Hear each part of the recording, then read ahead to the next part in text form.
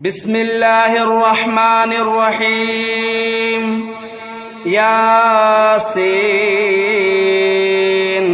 والقرآن الحكيم إنك لمن المرسلين على صراط مستقيم تنزيل العزيز الرحيم لتنذر قوما ما أنذر آباؤهم فهم غافلون لقد حق القول على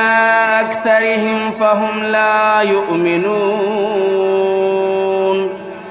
إنا جعلنا في أعناقهم أغلالا فهي إلى الأذقان فهم مقمحون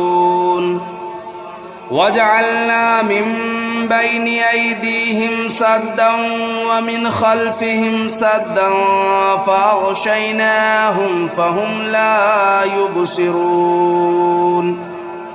وسواء عليهم أنذرتهم أم لم تنذرهم لا يؤمنون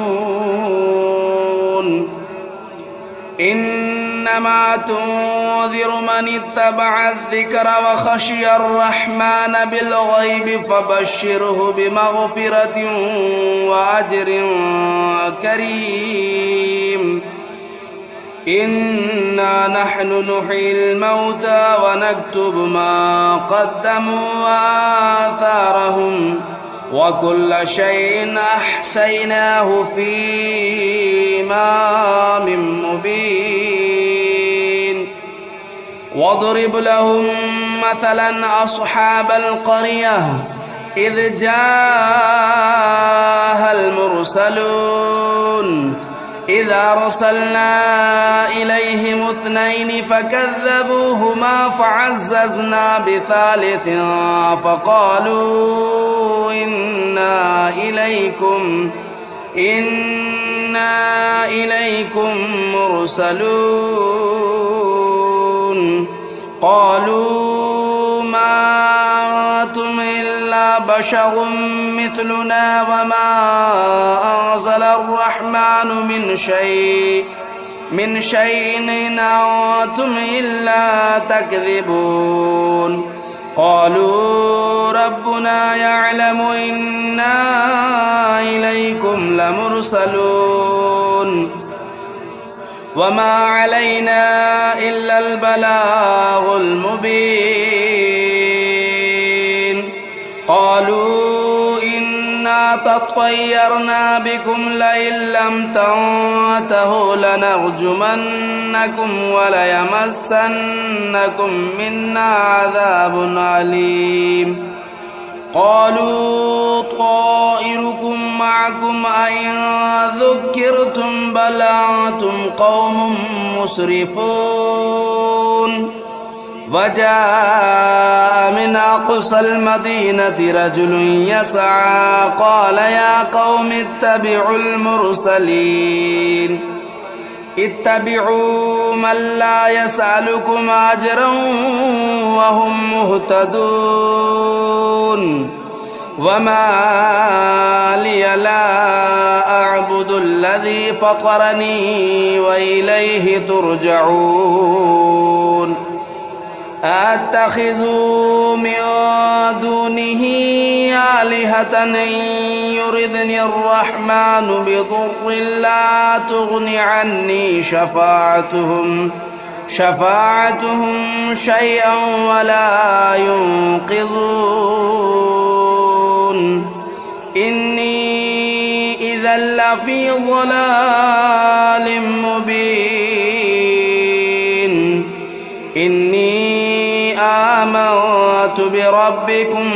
فاسمعون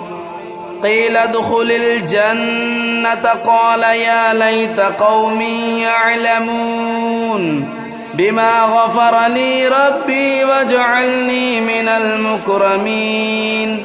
وما أنزلنا على قومه من بعده من جود من السماء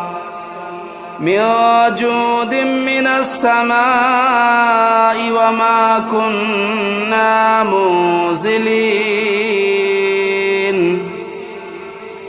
إن كانت إلا صيحة واحدة فإذا هم خامدون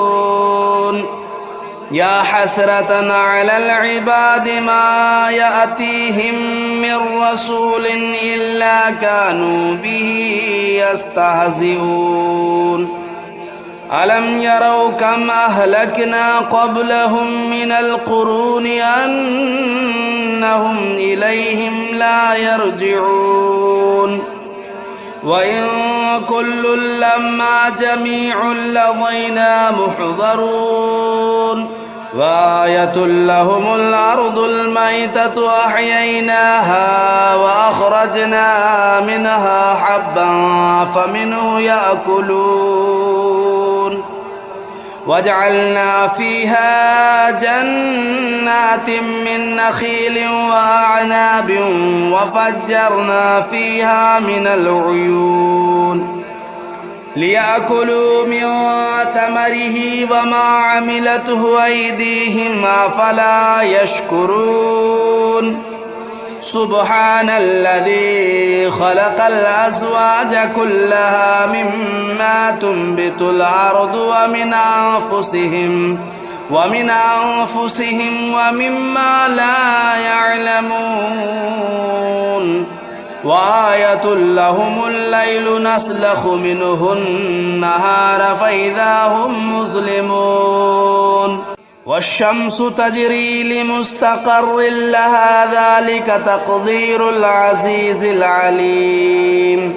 والقمر قدرناه منازل حتى عاد كالعرجون القديم لا الشمس ينبغي لها أن تدرك القمر ولا الليل سابق النهار وكل في فلك يسبحون وآية لهم أنا حملنا ذريتهم في الفلك المشحون وخلقنا لهم من مثله ما يركبون وإن نشأ نغرقهم فلا صريخ لهم ولا هم ينقذون إلا رحمة منا ومتاعا إلى حين وإذا قيل لهم اتقوا ما بين أيديكم وما خلفكم لعلكم ترحمون وما تأتيهم من آية من آيات ربهم إلا كانوا عنها معرضين وإذا قيل لهم أنفقوا مما رزقكم الله قال الذين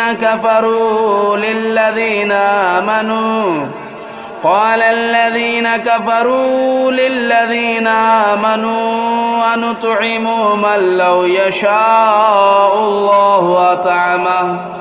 إن أنتم إلا في ضلال مبين ويقولون متى هذا الوعد إن كنتم صادقين ما ينظرون إلا صيحة واحدة تأخذهم وهم يخصمون فلا يستطيعون توصية ولا إلى أهلهم يرجعون ونفخ في الصور فإذا هم من الأجداث إلى ربهم ينسلون قالوا يا ويلنا من بعثنا من مرقدنا هذا ما وعد الرحمن وصدق المرسلون إن كانت إلا صيحة واحدة فإذا هم جميع لدينا محضرون فاليوم لا تظلم نفس شيئا ولا تجزون إلا ما كنتم تعملون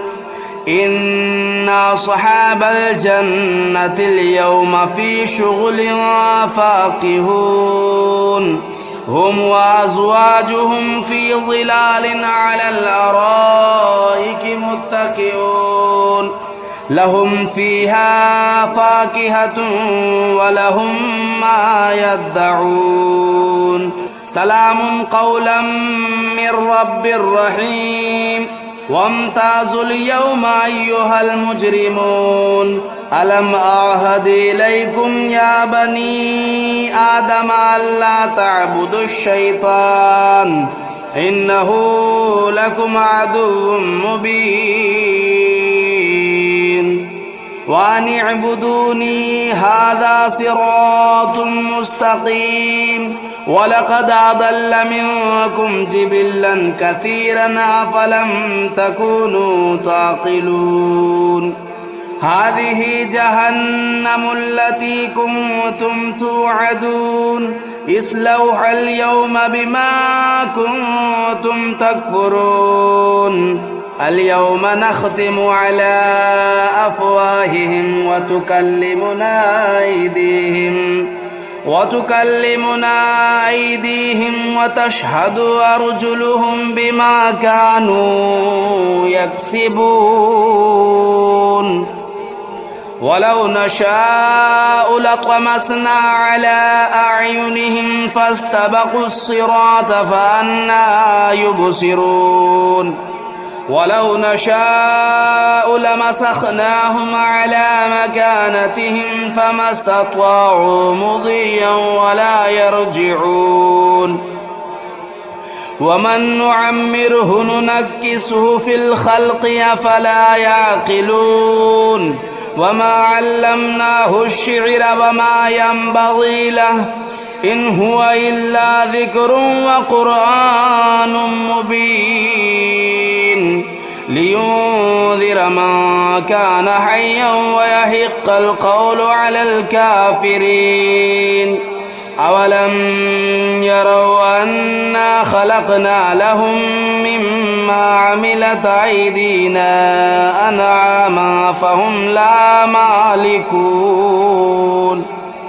وذللناها لهم فمنها ركوبهم ومنها يأكلون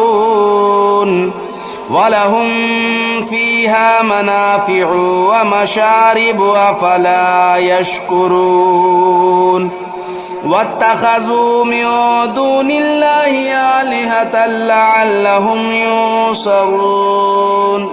لا يستطيعون نصرهم وهم لهم جند محضرون فلا يحزنك قولهم إنا نعلم ما يسرون وما يعلنون أولم ير الإنسان أنا خلقناه من نطفة فإذا هو خصيم مبين وضرب لنا مثلا ونسي خلقه قال من يحيي العظام وهي رميم قل يحييها الذي أنشأها أول مرة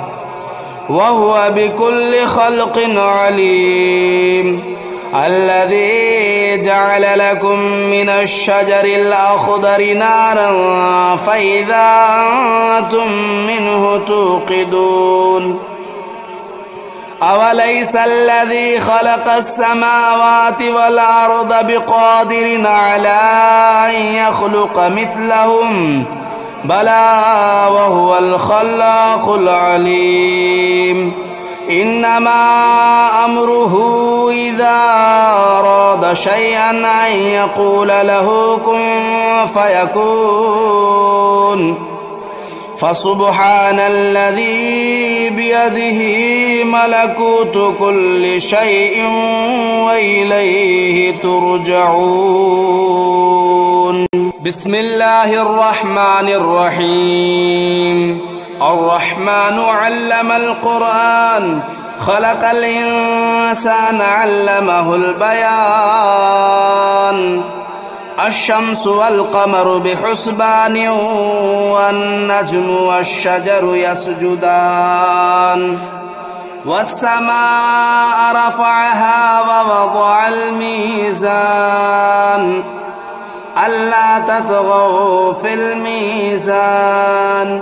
وأقيموا الوزن بالقسط ولا تخسروا الميزان والأرض وضعها للأنام فيها فاكهة والنخل ذات الأكمام والحب ذو العصف والريحان فبأي آلاء ربكما تكذبان خلق الإنسان من صلصال كالفخار وخلق الجان من مارج من نار فبأي آلاء ربكما تكذبان رب المشرقين ورب المغربين فبأي آلاء ربكما تكذبان مرج البحرين يلتقيان بينهما برزخ لا يبغيان فبأي آلاء ربكما تكذبان يخرج منهما اللؤلؤ والمرجان فبأي آلاء ربكما تكذبان وله الجوار المنشآت في البحر كالأعلام فبأي آلاء ربكما تكذبان كل من عليها فان ويبقى وجه ربك ذو الجلال والإكرام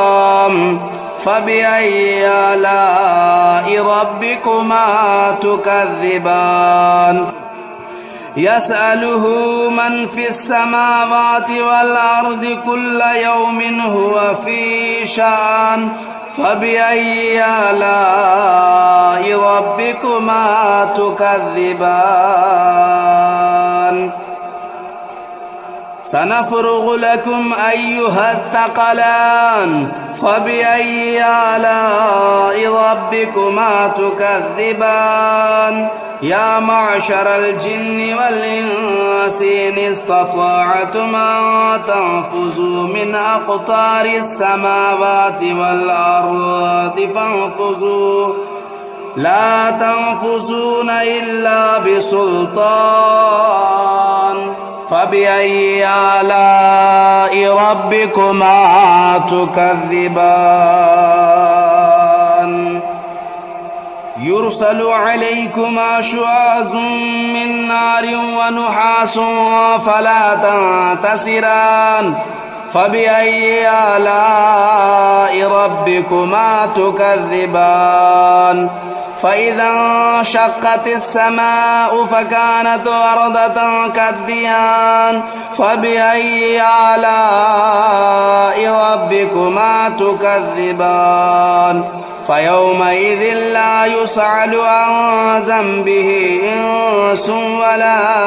جان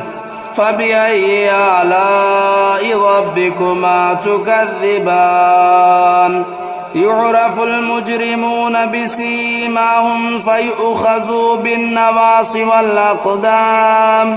فبأي آلاء ربكما تكذبان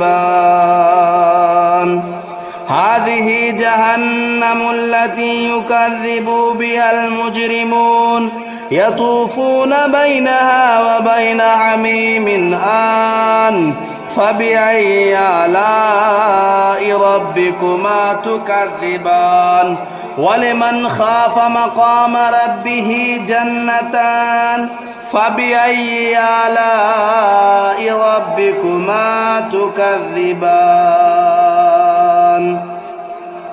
ذواتا أفنان فبأي آلاء ربكما تكذبان فيهما عينان تجريان فبأي آلاء ربكما تكذبان فيهما من كل فاكهة زوجان فبأي آلاء ربكما تكذبان متكئين على فرش بطائنها من استبرق وجنى الجنتين دان فبأي آلاء ربكما تكذبان فيهن قاصرات الطرف لم يطمثهن إنس قبلهم ولا جان فبأي آلاء ربكما تكذبان كأنهن الياقوت والمرجان فبأي آلاء ربكما تكذبان هل جزاء الإحسان إلا الإحسان فبأي آلاء ربكما تكذبان ومن دونهما جنتان فبأي آلاء ربكما تكذبان مدهامتان فبأي آلاء ربكما تكذبان فيهما عينان نضاختان فبأي آلاء ربكما تكذبان فيهما فاكهة والنخل والرمان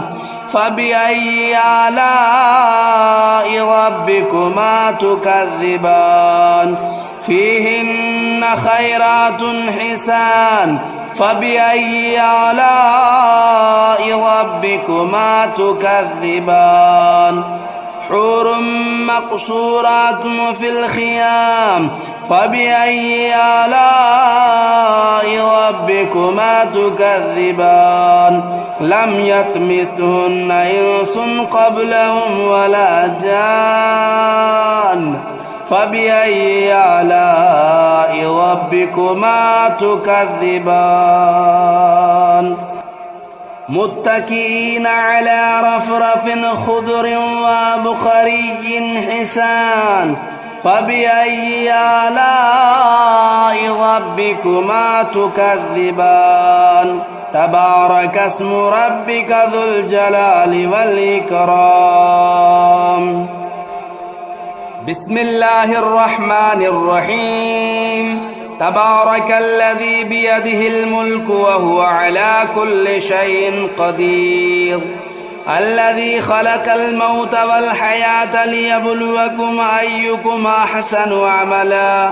وهو العزيز الغفور الذي خلق 7 سماوات طباقا ما ترى في خلق الرحمن من تفاوت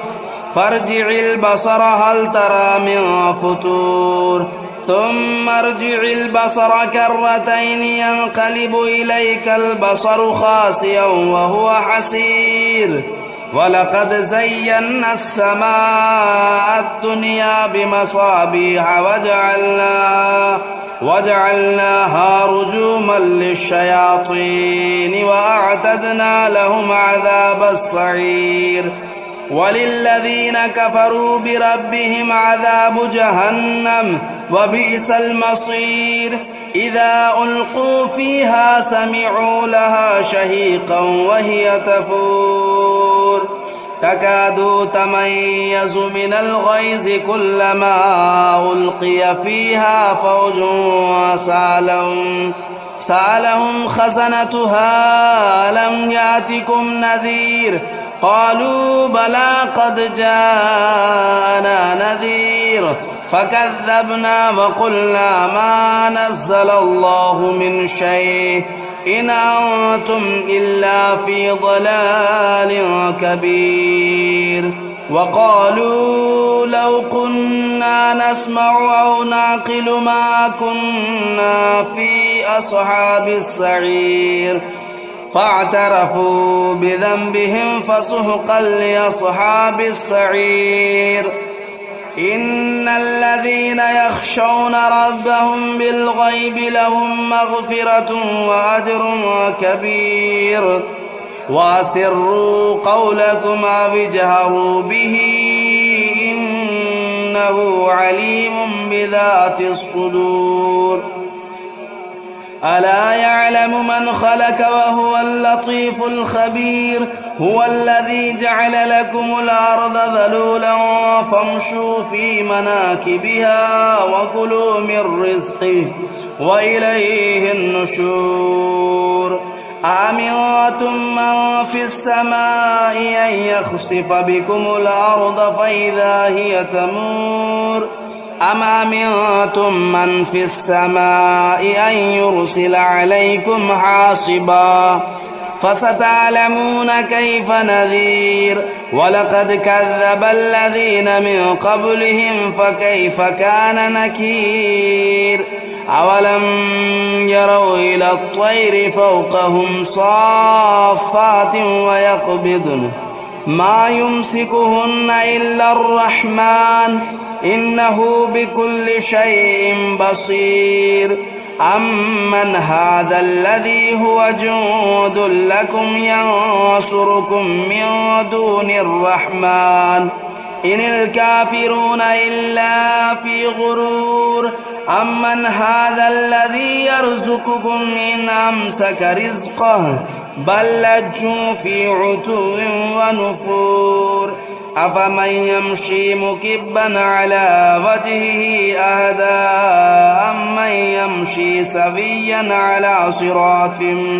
على صراط مستقيم قل هو الذي أنشأكم وجعل لكم السمع والأبصار والأفئدة قليلا ما تشكرون قل هو الذي ذرأكم في الأرض وإليه تهشرون ويقولون متى هذا الوعد إن كنتم صادقين قل إنما العلم عند الله وإنما أنا نذير مبين فلما رأوه زلفة سيئت وجوه الذين كفروا وقيل هذا الذي كنتم به تدعون قل أرأيتم إن أهلكني الله ومن معي أو رحمنا فمن يجير الكافرين من عذاب أليم قل هو الرحمن آمنا به وعليه توكلنا فستعلمون من هو في ضلال مبين قل أرأيتم إن أصبح ماؤكم غورا فمن يأتيكم بماء معين